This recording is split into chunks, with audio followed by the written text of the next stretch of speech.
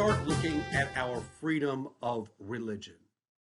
We know, according to the First Amendment, Congress shall make no law respecting an establishment of religion or prohibiting the free exercise thereof.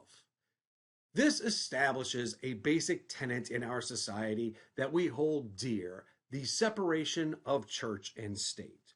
This comes from what we call the Establishment Clause. The Establishment Clause creates this separation of church and state because the government may not endorse an official religion or give any preferential treatment to one religion or another. It must be blind to religion. However, we might know that there are certain exceptions to this separation of church and state. We do see invocations at government meetings. That is to say, there is usually a prayer to begin many government meetings from our local board of supervisors all the way up to Congress. Our military is allowed to employ chaplains to serve the religious needs of the soldiers. This is not a violation. Holiday decorations can be sponsored by state and local governments, provided they are neutral and they do not particularly offend one group or another. Our government will give money to parochial schools, that would be private schools, as long as that money is not used for enhancing the religion. For example, a private school might get money to help supplement science textbooks or school lunches or transportation.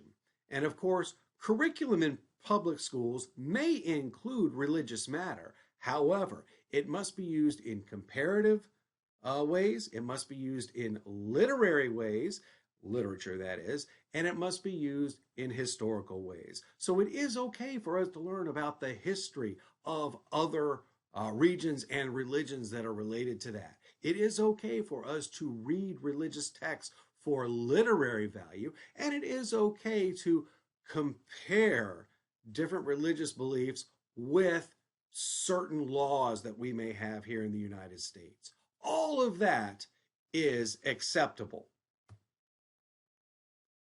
Also included in our freedom of religion is just that. We are not only free from a government to force us to follow religion, we are free to exercise whatever religion we want.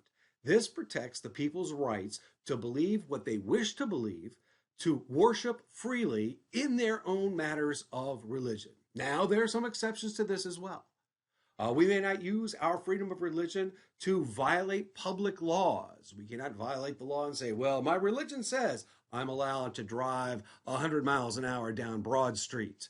We may not use our religious beliefs to cause harm or endanger other people or property. I can't say, hey, it's my religion to tear things up. I cannot say it's my religion to do drugs in the middle of the park. I can't say it's my religion to handle poisonous snakes. All right, those would all be examples of endangerment. And of course, we may not use our religion to violate the rights of others. So human sacrifice, completely out of the question.